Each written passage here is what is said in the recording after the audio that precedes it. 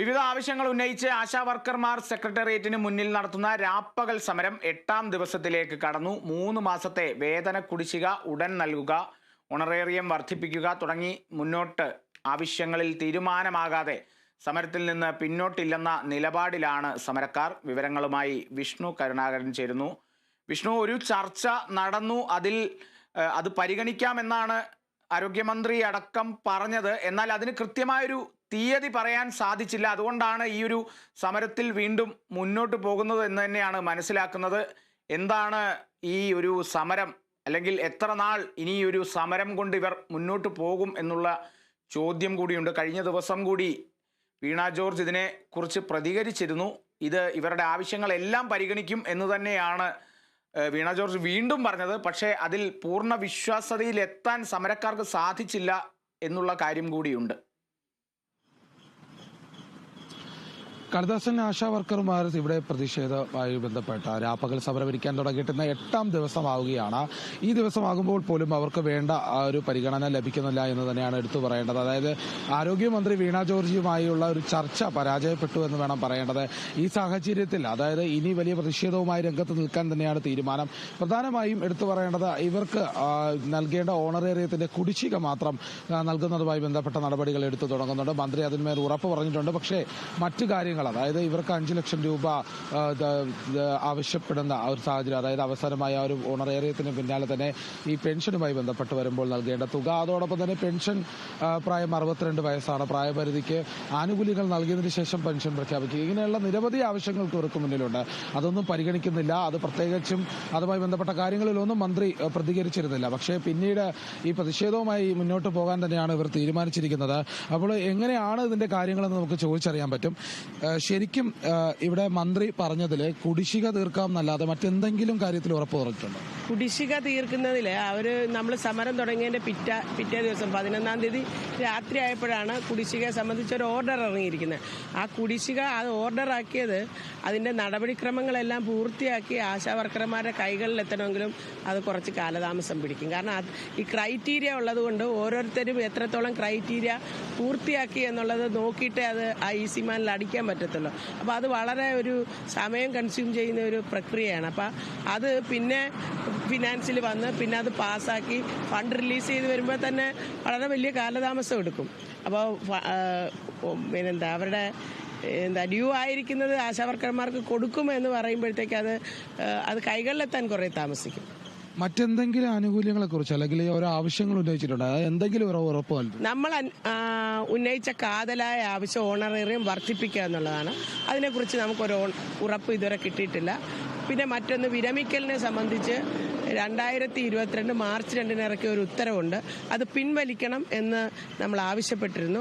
അപ്പോൾ നമ്മളുടെ ഇതുപോലെ തന്നെ ഒരു മൂവ്മെന്റ് നമ്മൾ സ്റ്റേറ്റ് ലെവലിൽ നടത്തിയതിന്റെ അടിസ്ഥാനത്തിൽ മന്ത്രി അത് ഫ്രീസ് ചെയ്തിരിക്കുന്നു എന്ന് പറഞ്ഞു. പക്ഷെ ഞങ്ങൾ ഈ ജനുവരിയിൽ ഇവിടെ NHM ഡയറക്ടറേറ്റിൽ കൊടുത്ത ഒരു നിവേദനത്തിന്റെ അടിസ്ഥാനത്തിൽ ഞങ്ങൾക്ക് ഇന്നലെ കിട്ടിയ ഒരു മറുപടിയിൽ അത് എക്സിസ്റ്റിംഗ് ആണ് എന്ന് പറഞ്ഞാൽ ആശാ വർക്കർമാരുടെ വിരമിക്കൽ പ്രായത്തെ സംബന്ധിച്ച് നേരത്തെ ഇറക്കിയ ഉത്തരവിൽ പറഞ്ഞിരിക്കുന്നതിൽ മാറ്റമില്ല എന്നാണ് നമുക്ക് അവിടുന്ന് കിട്ടിയ അറിയിപ്പ്. പക്ഷെ മെനങ്ങാന്ന് ഞങ്ങൾ ഡിസ്കഷൻ ചെയ്തപ്പോഴും മിനിസ്റ്റർ പറഞ്ഞത് അത് ഫ്രീസ് ചെയ്തിരിക്കുന്നു എന്നുള്ളതുകൊണ്ട് അത് പ്രാബല്യത്തിലില്ല എന്നാണ് പറഞ്ഞത്. അപ്പോൾ അതിനകത്തൊരു വൈരുദ്ധ്യമുണ്ട്. മറ്റേത് 5 ലക്ഷം രൂപ വിരമിക്കൽ ആനുകൂല്യം എന്നുള്ളതും പെൻഷൻ എന്നുള്ളതും അതിനെ സംബന്ധിച്ച് യാതൊരു ഉറപ്പും ഇതുവരെ കിട്ടിയിട്ടില്ല. അത്തരത്തിലുള്ള ഒരു ഡിസ്കഷൻ നടക്കേണ്ടുന്ന തലങ്ങളിൽ നടന്നിട്ടില്ല എന്നുള്ളതാണ് നമുക്കറിയാൻ കഴിഞ്ഞത്. അപ്പോൾ ഈ ഒരു തരത്തിലുള്ള പ്രതിഷേധം ശക്തമായി കൊണ്ടിരിക്കുകയാണ്. ഇങ്ങനെ നിൽക്കുമ്പോൾ തന്നെ കാര്യങ്ങൾ നമുക്ക് വ്യക്തമാകും. ആ ഒരു സാഹചര്യത്തിൽ ഇനി പ്രതിഷേധവുമായി മുന്നോട്ട് പോകാൻ തന്നെ തീരുമാനം. അപ്പോൾ 20ാം തീയതി ഒരു വലിയ പ്രതിഷേധം സംഘടിപ്പിച്ചിട്ടുണ്ട്. അപ്പോൾ അതുമായി ബന്ധപ്പെട്ട് വരുമ്പോൾ കൂടുതൽ ആളുകളെ സംഘടിപ്പിക്കും, കൂടുതൽ ആശാ വർക്കർമാർ ഇവിടേക്ക് എത്തുകയാണ്.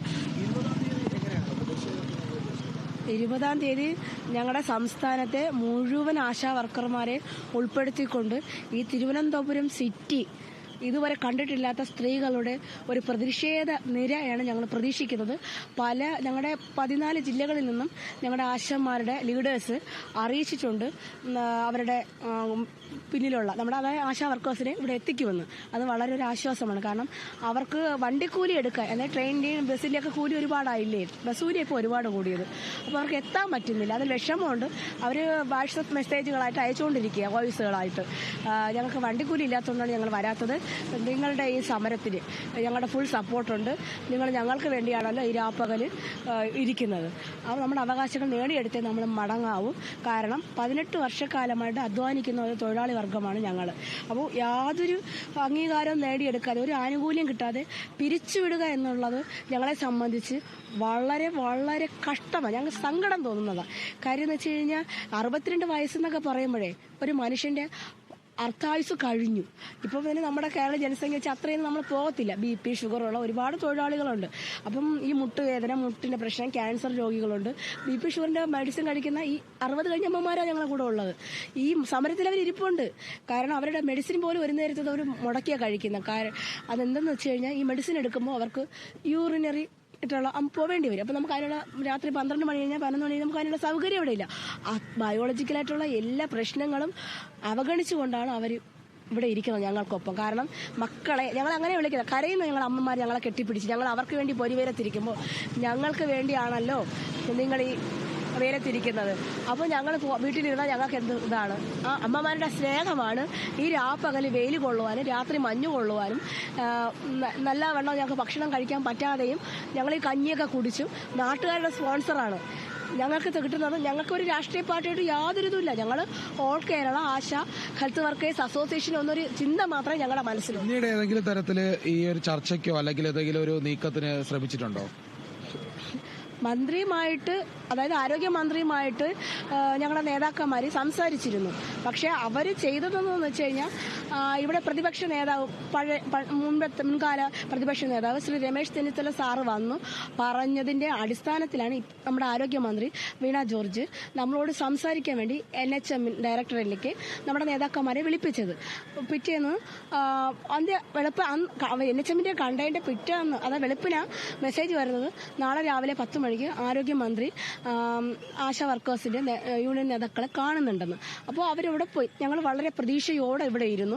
പക്ഷേ വളരെ ദുഃഖകരമായിട്ട് മുഖങ്ങളോടുകൂടിയ ഞങ്ങളുടെ നേതാക്കന്മാർ ഇവിടെ എത്തിയത്. അപ്പോൾ ഞങ്ങൾക്ക് മനസ്സിലായ കാര്യം. പക്ഷെ ഞങ്ങൾ തളർന്നില്ല. ഞങ്ങൾ പൂർവാധിക ശക്തിയോടെ ഞങ്ങളുടെ അമ്മമാരും സഹോദരിമാരും പറഞ്ഞ് ഞങ്ങൾ എന്ത് ഡിമാൻഡുമായിട്ടാണോ ഞങ്ങൾ ഇവിടെ ഇരിക്കുന്നത്, മരണം വരെ അത് നേടിയെടുത്തിട്ടേ പോകും, അല്ലെങ്കിൽ ഞങ്ങൾ ഇവിടെ കിടന്ന് മരിക്കും. ഇതാണ് ഞങ്ങളുടെ ഒരു ഇത്. തീർച്ചയായിട്ടും കാളിദാസൻ, നമുക്ക് ഇപ്പോൾ സൂചിപ്പിച്ച പോലെ തന്നെ വലിയ രീതിയിലുള്ള പ്രതിഷേധം തന്നെ ഉണ്ടാകും. രാപ്പകൽ സമരം തുടരുകയാണ്. ഇന്ന് 8ാം ദിവസമാണ്. ഇനി അങ്ങോട്ട് പോകുന്ന ദിവസങ്ങളിലെല്ലാം ഇത് കൂടുതലായി വളർത്തി വരും. കാരണം ഇതിന് വേണ്ട ആനുകൂല്യങ്ങൾ നൽകുക, അർഹതപ്പെട്ടത് നേടിയെടുക്കുക എന്നുള്ള ലക്ഷ്യം തന്നെയുണ്ട്. അത് സാധിക്കുന്നത് വരെ ഇത്തരത്തിൽ പ്രതിഷേധവുമായി മുന്നോട്ട് പോകാൻ തന്നെയാണ് ആശാ വർക്കർമാരുടെ തീരുമാനം.